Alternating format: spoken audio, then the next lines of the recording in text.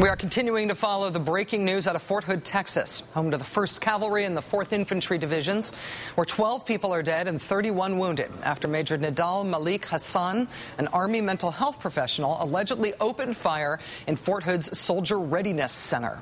Fort Hood's commanding officer just moments ago announcing that Major Hassan, contrary to earlier reports, is not dead. He was shot multiple times but survived and is in stable condition.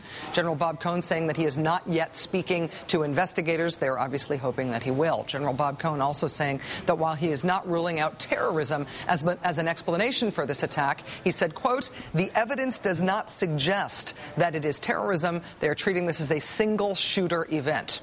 In trying to make sense of today's massacre in Texas, we are sticking as close as we can to the facts, trying not to jump to conclusions. In any breaking news story, especially those concerning utterly unexplained violence, there are often red herrings and early rumors that turn out not to be true. In trying to explain what happened, therefore, it's not even easy at this point to know what to describe as similar previous incidents. But little more than a year ago at Fort Hood, we should report that there was another soldier-on-soldier murder at the base when 22-year-old Jody Wirawan, an Army specialist home from Iraq, shot and killed a first lieutenant from his unit. When police arrived on scene, the specialist shot and killed himself. In June of this year, an attack on a military recruiting center in Little Rock, Arkansas, that killed one soldier and wounded a second. The man charged in that case, not a member of the military. He's Abdul Hakim Mujahid Muhammad, He's said to have been motivated by religious and political animus. 6 months ago in Baghdad, 42-year-old Army Sergeant John Russell allegedly shot and killed 5 of his fellow soldiers at Camp Liberty. He wounded 4 others. Russell survived and has been charged with murder. In Tikrit in 2005, another possible fratricide when an Army captain and first lieutenant were killed by a Claymore mine set to go off in the captain's office. A staff sergeant from the officer's unit was charged but then acquitted. In 2003 in Kuwait, U.S. Army Sergeant Hassan Akbar killed 2 of his fellow soldiers and wounded 14 others with hand grenades and a rifle. He was convicted and sentenced to death.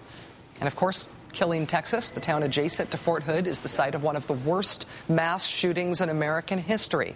It had nothing to do with the military. It was the Luby's Cafeteria Massacre of 1991, in which 23 people died. That was the deadliest civilian shooting rampage in this country before the Virginia Tech Massacre in 2007.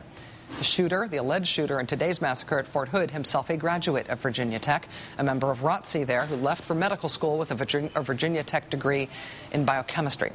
Joining us now is Mark Benjamin. He's a national correspondent for Salon.com. He's done a lot of reporting on veterans, on America's wars, and on the U.S. military. Mark, thanks very much for joining us today. Thanks for having me, Rachel.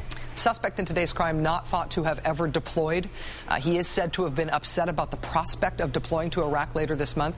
When you saw today's events unfolding, what went through your mind based on your reporting, Mark? Well, it certainly could be a combination of factors. I mean, there are people that believe that this is a person that was suffering some sort of secondary post-traumatic stress from treating soldiers, and there are people that believe he was somehow influenced by Muslim extremism. I think it could be a combination of both.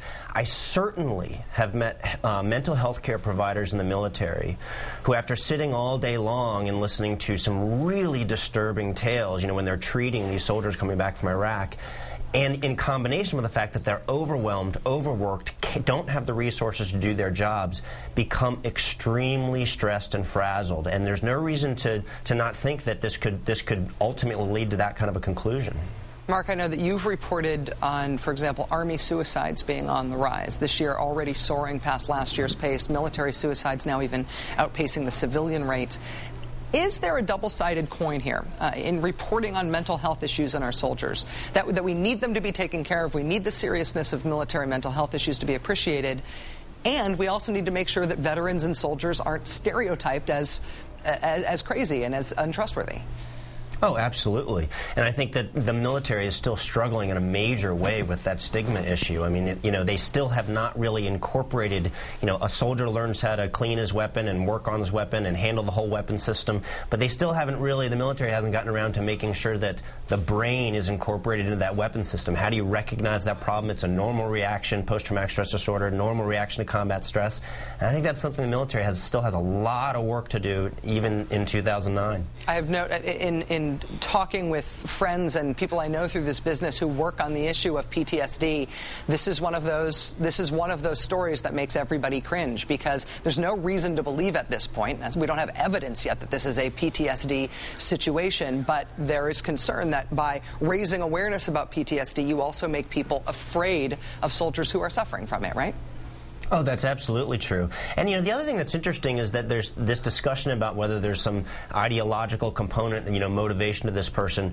I'm not sure that's necessarily separate from the kind of treatment this person was doing. I mean, in other words, I have literally interviewed hundreds of soldiers returning from Iraq and Afghanistan since 9/11, and in private moments, when they tell you some of the things they were forced to do, and I'm not talking about, intentional me-lie stuff, but, things that happened in the vagaries of war, really, really awful, awful things, it can affect you. It can turn people against the war. It can make you really think about that stuff. It's extremely difficult to think about, to work on that all day long. Imagine this doctor that was his job. What are you going to be looking to, Mark, in terms of the military's response to this disaster? What do you think good military leadership looks like after a catastrophe like this? Well, I'll tell you what the most important thing that the military needs to do is not just look into the nuts and bolts of what happened, which I think, sort of military investigations sometimes tend to go that way. In other words, was security okay? Did the guards have enough guns? That kind of thing.